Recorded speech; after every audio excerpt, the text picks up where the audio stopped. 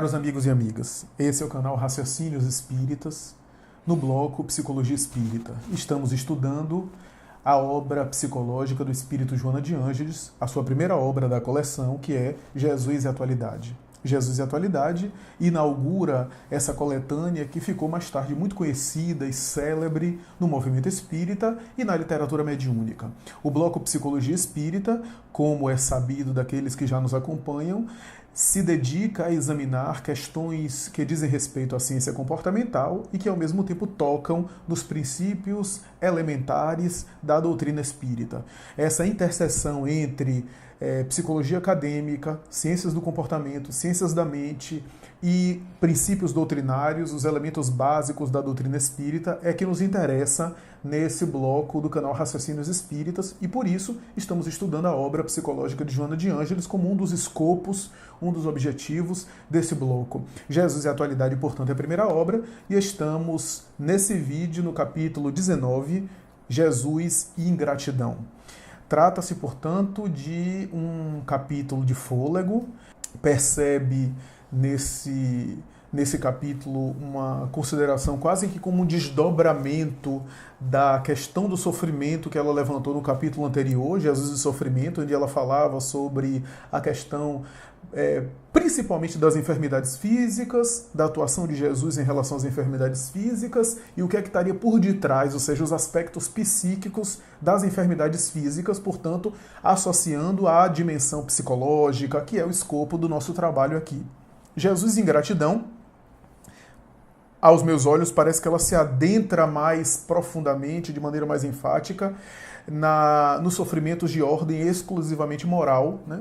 De ordem exclusivamente psicológica ou de ordem espiritual, porque quando a gente divide aqui, a gente está dividindo com fins didáticos, mas na verdade o psiquismo é o espírito, né? A mente é o espírito. Então, quando a gente fala de sofrimentos psicológicos, a gente está falando dos sofrimentos do espírito, da alma. O que significa dizer, apenas para deixar claro, que são sofrimentos não necessariamente corporais, mas sofrimentos da alma. Em que pese os sofrimentos corporais também são da alma, por intermédio por intermédio do corpo físico. Em Ingratidão, Joana aprofunda o pensamento dela, né, e o entendimento da ingratidão de uma forma especial, de uma forma admirável, né? Ela começa o capítulo desenvolvendo o raciocínio segundo o qual a ingratidão é uma espécie de atavismo dos instintos mais primários. Diria até que levado ao extremo aquilo que o instinto primário tem de pior, ou distorcido os instintos primários, transformando-os naquilo que ele tem de pior. Porque até os animais, junto, por exemplo, à sua descendência, ou seus antecedentes, né? Eu estou falando, por exemplo, do genitor e das crias, né? Dos filhotes com os pais, com os genitores, muitas vezes nos animais há um vínculo. Né, há uma vinculação, né, um liame, né, em que pese alguns animais têm algumas destruições, né, então mesmo nos animais há determinadas relações que seriam as relações futuras da humanidade. Né? A ingratidão seria esses instintos mais primários voltados aí e utilizados com a razão humana para aquilo que há de cruel. Né? Na ingratidão é interessante a gente pensar, e Joana fala isso, né, que é um elemento que gera transtornos psicológicos. O ingrato acaba por vivenciar uma experiência psicológica de neurose e de solidão, porque acaba se afastando. Ela fala isso no final do capítulo, é interessante mencionar isso. Mas um ponto que eu acho muito interessante para a gente começar a pensar sobre a ingratidão é que, do ponto de vista psicológico, e eu estou falando de maneira inicial, claro que é mais profundo do que isso, mas do ponto de vista psicológico, a ingratidão, o sentimento de ingratidão e a postura de ingratidão sempre tem um conteúdo, um caráter pessimista. Da mesma forma que a gratidão é algo positivo, algo otimista, ou seja, a gratidão é reconhecer as coisas boas de que recebeu. O ingrato não consegue reconhecer, não percebe ou não valoriza. Ou seja, o indivíduo que age com ingratidão, ele está confessando psiquicamente, emocionalmente, que ele mentalmente não está bem, porque ele está pessimista, é pessimista, né? É depressivo, não depressivo apenas na vítima da ingratidão, mas sobretudo nele mesmo. Então, e esse é um ponto importante para a gente começar a pensar. Né? Eu acho que a experiência de ingratidão é uma experiência difícil, desafiante, né? É uma experiência, uma das experiências culminantes do Evangelho, né? A gente só pensa na ingratidão no sentido de lidar com a ingratidão alheia, né? Mas e eu acho que ser vítima da ingratidão alheia é uma experiência interessante, né? Quando eu digo interessante, eu não estou dizendo que eu gosto ou que a pessoa deva buscar, mas é uma experiência importante para o amadurecimento do indivíduo. E, inevitavelmente, em algum momento a gente vai ser vítima de ingratidão, porque em algum momento a gente vai defrontar pessoas que estão em outros momentos evolutivos e que não terão a maturidade para reconhecer os benefícios que nós prodigalizamos em relação a ela, ou o afeto, o bem que nós emitimos em relação a ela. Eu acho que a vida tem um pouco desse contraste, um pouco dessa riqueza, né? Como nós estagiamos em momentos diferentes, em algum momento alguém vai se relacionar com a gente de uma maneira ingrata, né? E eu acho que essa experiência é uma experiência importante para o amadurecimento do espírito, da mesma forma que amanhã será ela. Eu acho que isso é importante pensar. Por isso, um dos lemas principais do Evangelho é a misericórdia, essa compreensão. Mas é interessante a gente pensar o seguinte, em algum momento a gente já foi ingrato também, né? Essa coisa de inverter a ordem eu acho que é interessante. Uhum. E em algum momento, alguém foi vítima da nossa ingratidão, evoluiu, né? E não poucas vezes essa pessoa que foi vítima da nossa ingratidão faz parte do nosso vínculo, da nossa família espiritual.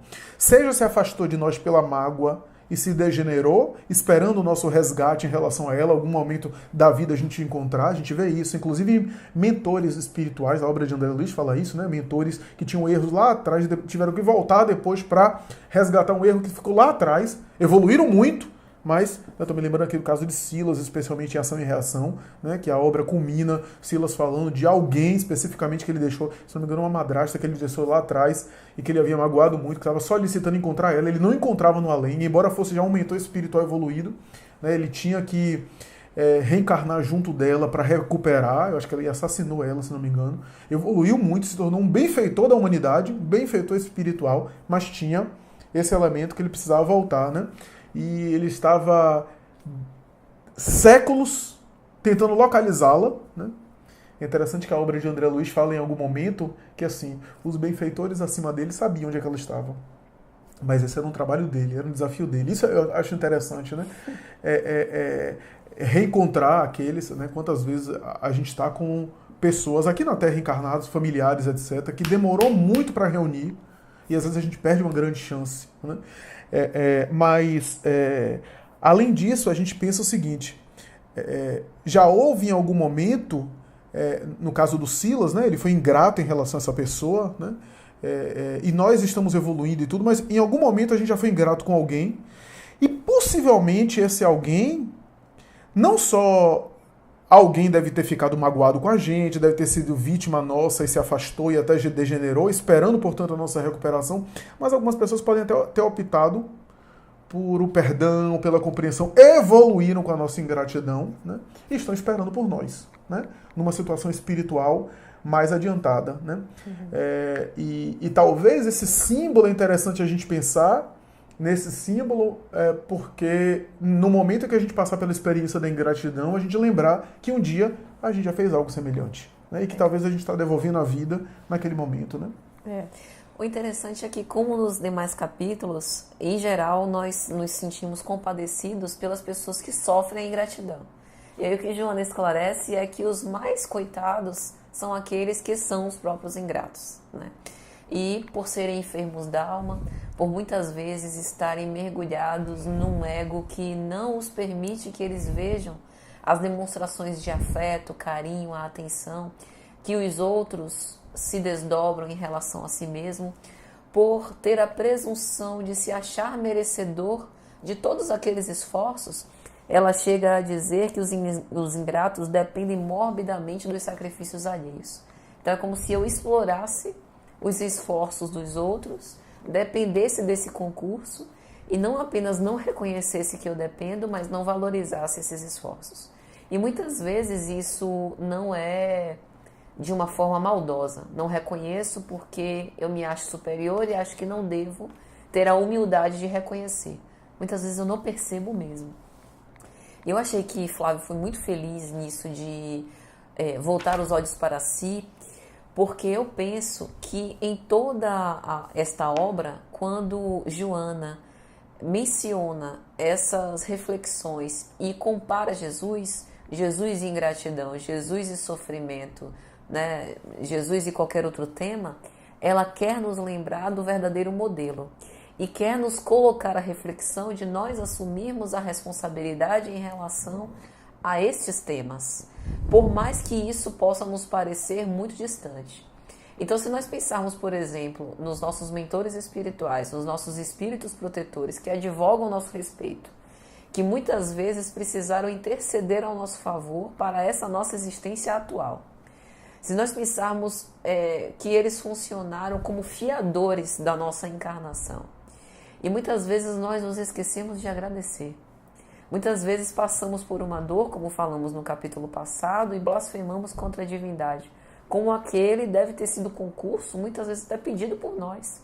Quantas vezes, né, nós não elegemos o gênero de provas daquilo que vamos passar para que isso seja bom para nós evolutivamente. E é interessante porque na obra Brasil, Coração do Mundo, Pátria do Evangelho, de Humberto de Campos, a gente tem uma cena, que é a cena logo do início da obra, que fala de Jesus pedindo um inventário aos anjos com respeito e como está a árvore do Evangelho. E os anjos, meio envergonhados, cabisbaixos, sem ter alguma notícia auspiciosa para compartilhar. Mestre, a situação é difícil. Mas você há de entender, né? O pessoal ainda está evoluindo muito aos poucos. Tenha paciência. E aí Humberto de Campos vai narrar com sua pena mágica, que eu não consegui aqui nem de longe reproduzir, mas vai narrar que ele entrega a flâmula branca, né? Deus, Cristo e Caridade a Ismael. Pede que Ismael desloque, né? Como se estivesse pegando ali uma muda da árvore do Evangelho e a plante no Brasil. E é interessante porque a gente vai ver que esse transplante, digamos assim, ele se dá com espíritos ingratos, endividados, assassinos. Ele pega o que há de pior na safra humana e coloca aqui.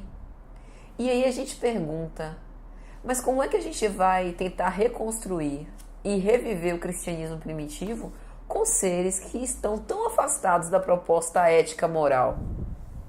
E eu achei interessante porque Haroldo Dutra Dias, interpretando essa obra, tem um raciocínio perfeito. É porque aqui é escola, aqui é hospital. Aqui não é o final do banquete nupcial, todo mundo com as vestes resplandecentes. Aqui é para a gente justamente aprender. E observe como, no momento em que eu convivo com o ingrato, eu tenho a oportunidade de crescimento, como você bem falou. Eu tenho a oportunidade de exercer o perdão, de exercer o devotamento em abnegação, porque eu faço tudo por aquela criatura e ela não reconhece. Que ótimo porque ela não alimenta o meu ego, porque ela alimenta o meu desprendimento de fazer sem esperar retorno, o desinteresse pessoal, que Allan Kardec vai dizer. Então, essa experiência da ingratidão realmente é uma experiência luminosa. E quantos ingratos Jesus não encontrou? De frente a Pilatos tentando, dentro das suas possibilidades, tudo bem que ele era um homem preso às convenções políticas da época, ele poderia ter tido uma vontade, um esforço maior, e não fez, lavou as mãos. Mas bem que ele tentou, porque no fundo ele acreditava na inocência de Jesus. Ele leva Jesus para o povo, e o povo pede a crucificação. Imagine a tortura íntima do Cristo. Não o desespero de ser flagiciado, mas o coração torturado por perceber que o povo ainda não havia despertado. E ele, perante a ingratidão, não se melindra, não tenta esquecer a sua obra e voltar para os altiplanos do progresso. Ele persevera. E é essa, penso, a grande lição aqui perante a ingratidão. Perseverar. Mesmo com o coração torturado, sofrendo, chorando, sangrando, mas perseverar. Humanamente falando, é óbvio que é bom, agradável e os próprios espíritos também apreciam a convivência de afinidade, de afetividade recíproca, onde os corações acabam se caldeando e se renovando na fusão de entendimento que as almas em identificação possuem. Então é bom isso, né? Eu estou me lembrando aqui de uma parte do Livro dos Espíritos que Kardec fala que só por causa da emancipação da alma é que entidades nobres reencarnam entre vós, porque eles têm momentos de recreio onde vão respirar um oxigênio mais puro e confabular com os seus, aonde de alguma forma renovam suas energias para voltar à matéria e poder conviver com os homens tão díspares, se sentindo desconectados e descontextualizados, desconectados mesmo da psicosfera da Terra, né? E eu acho que é óbvio que é bom, né, essa experiência, e claro que ninguém está fazendo apologia de você buscar de conta própria a ingratidão, buscar ser ferido e gostar e apreciar disso. Mas é como você falou, é uma experiência interessante, é uma experiência que, aos olhos do ser humano material, por isso que é psicologia espírita, aos olhos de uma psicologia convencional, você considerar isso uma experiência interessante é baixa autoestima. Né? Isso é interessante, porque essa é um olhar talvez até freudiano, um olhar da psicologia materialista. Agora, numa perspectiva de uma psicologia espírita, de uma psicologia espiritual, de vai além da matéria, é o seguinte: a depender de como você lida com aquilo, em vez de você ficar com baixa autoestima, você consegue se libertar. Porque se eu também sou refém da sua gratidão para fazer o bem, eu não estou livre, eu sou preso. Se para eu fazer o bem, depois eu fico chateado porque as pessoas não reconheceram, né? Inclusive eu estou pensando aqui, novamente, fazendo uma abordagem psicológica. Na atividade profissional, eu atendo um casal, por exemplo, que é um casal de italiano que mora aqui no Brasil. Vieram no Brasil por questões profissionais e por conta de uma oportunidade profissional muito atraente, então saíram lá da Itália. O esposo, por exemplo, é uma pessoa que, inclusive, é de uma família considerada e nobre da Itália. E é interessante porque na região da Itália onde eles haviam, né, eles viviam lá, se por acaso eles convidam alguém para casa, eles esperam ser convidados, né? Então existe isso. Existe todo um ritual do europeu, né?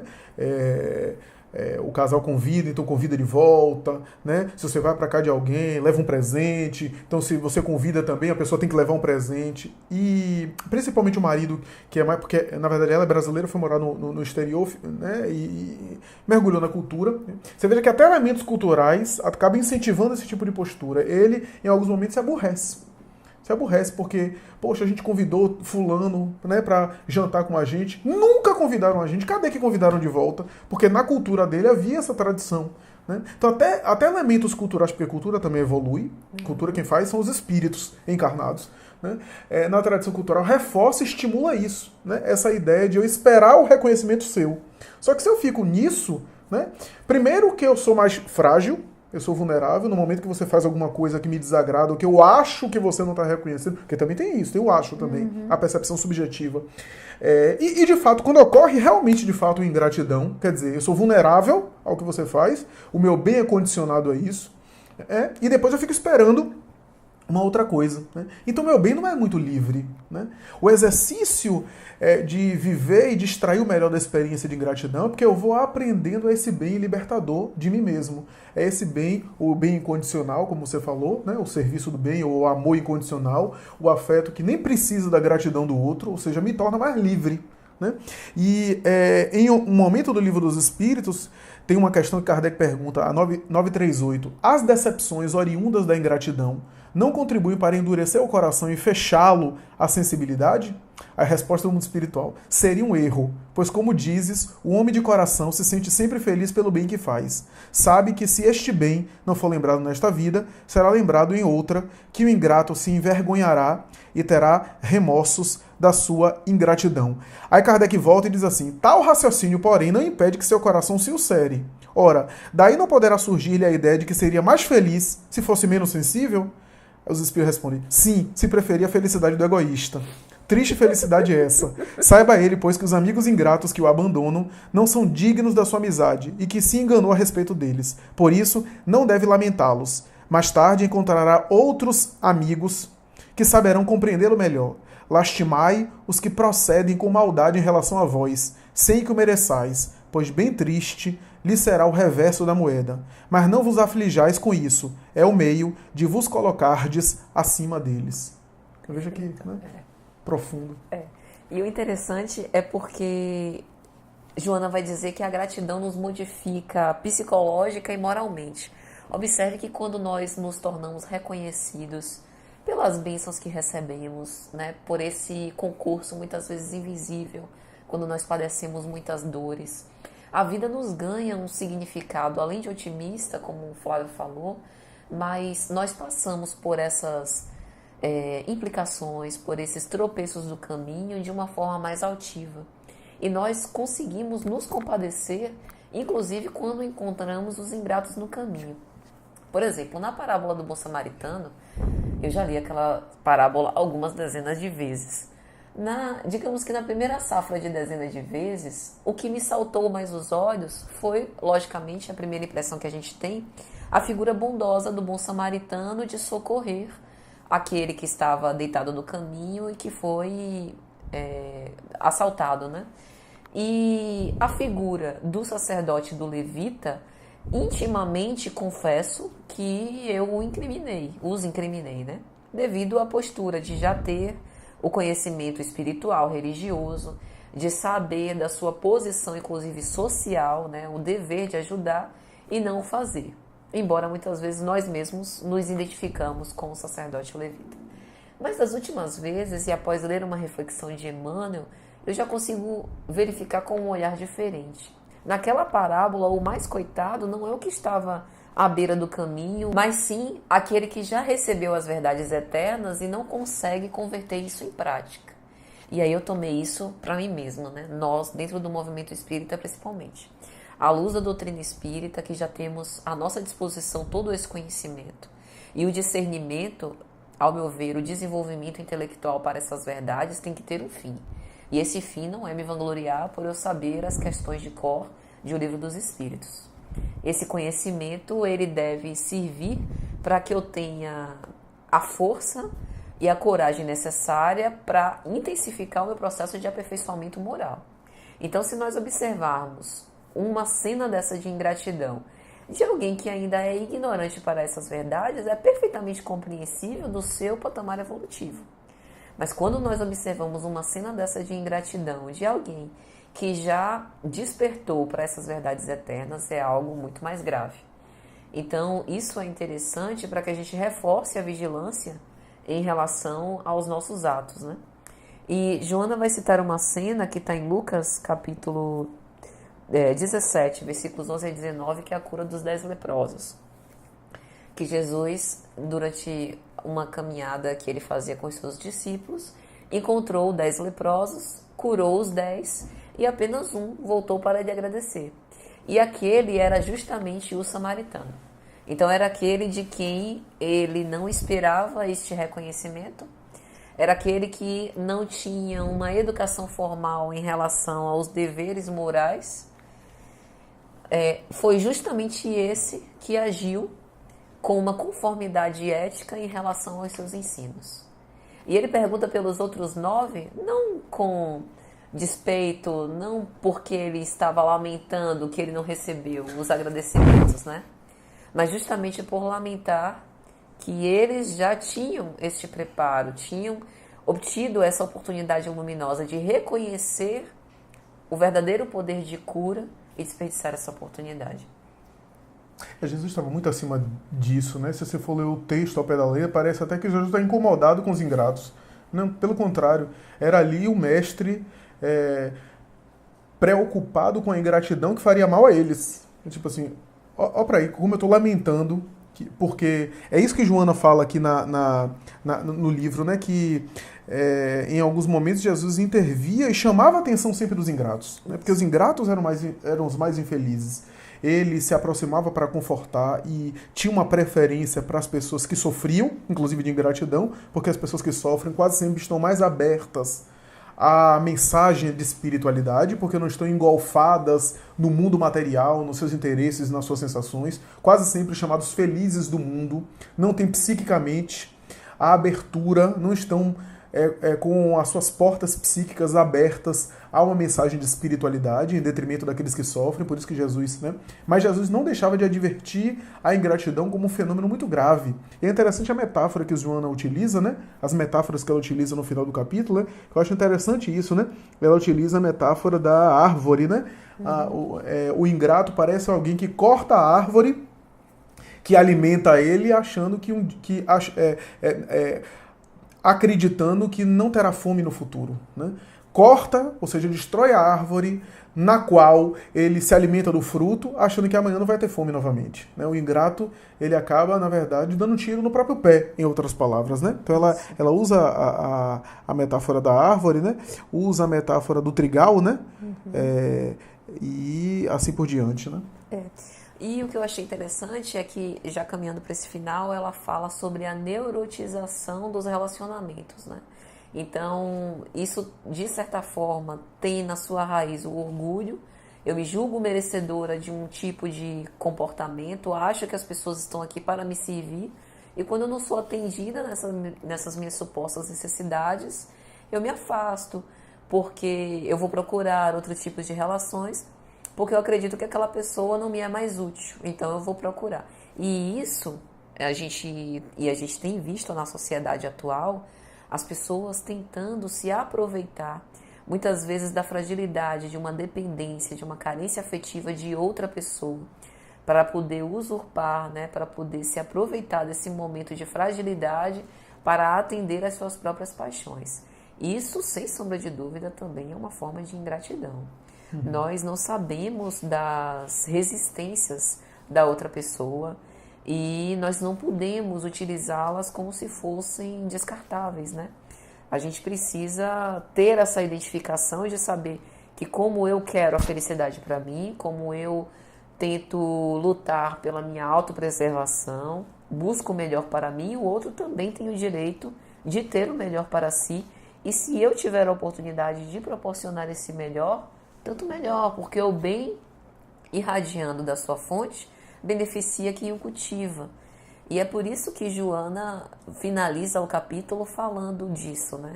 Perante a ingratidão, o que fazer? Amar menos, deixar de amar, selecionar melhor a quem ama? Não. Perseverar amando cada vez mais, né? Porque, como o Flávio falou, Alhures, o ingrato de hoje e amanhã vai perceber o grande erro que cometeu e vai procurar uma retratação. Só para concluir também minha consideração, Patrícia, eu acho interessante essa sua menção em torno da neurotização, porque, já que o enfoque é psicológico, pensemos aqui no que gera na consciência do indivíduo que age com ingratidão, especialmente aquele indivíduo que tem consciência que está agindo com ingratidão. Porque o indivíduo que está na ignorância espiritual, ele tem os seus atenuantes e tem o seu processo de despertar de uma outra ordem, né?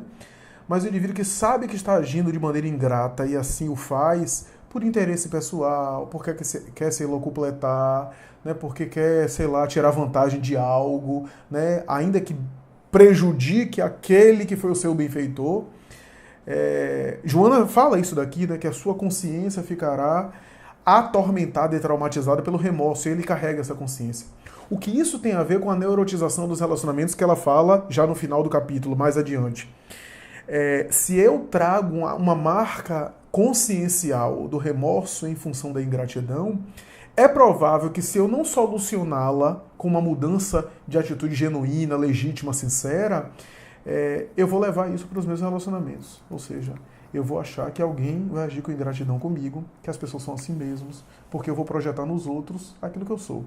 Então isso é muito comum, isso é comum na vida conjugal, na vida social, na vida afetiva, na vida de amizade, né? Não é comum apenas a ingratidão, né? É comum em outros sentimentos. Eu estou pensando aqui, basicamente, agora me vem à memória aqui, não é o tema aqui, a gente vai analisar isso mais futuramente, mas, por exemplo, o ciúme, né? É muito comum, e eu vejo isso em casais, porque o terapeuta de casal, às vezes, conhece a intimidade dos dois, porque tem sessões isoladas, né? Onde atende a esposa, o marido, e depois o casal em conjunto, e as sessões que são feitas individuais não são necessariamente compartilhadas para o momento do casal, né? As sessões do casal não, devem os dois, na verdade, estarem a par. E às vezes a gente conhece os segredos, né, da dinâmica conjugal, né? E é interessante que quase sempre, com algumas exceções, porque tem outros fatores, mas quase sempre, a pessoa que é mais ciumenta é a pessoa que muitas vezes desrespeitou o casamento, que deslizou, né, ou que anda deslizando, né? Então é interessante a gente pensar nisso, né? Quase sempre isso acontece a miúde, né? Por quê? Porque a pessoa leva consigo o traço, a marca, né? E a ingratidão deve ser um fenômeno muito sério, né? Deve ser um fenômeno muito sério. Então não é à toa que as pessoas se neurotizam, né? Não é muito improvável, muito pelo contrário, da pessoa que é muito ingrata acabar se tornando um pouco paranoica nas suas relações, né? Porque como ela tem esses valores e essas referências, ela sempre acha que o outro vai tratá-la dessa forma, né? Então ela sempre está em atitude de defesa. Então é interessante a gente pensar sobre tudo isso, né? Mas acho que deu, né? Estamos caminhando aí para o final do capítulo, né? Fico muito feliz. Estamos encerrando o penúltimo capítulo de Jesus e Atualidade. Jesus, portanto, ingratidão, esse é o capítulo 19, é um trabalho feito, portanto, aqui em parceria, Patrícia Lins e Flávio Santos, e até a próxima, se Deus quiser.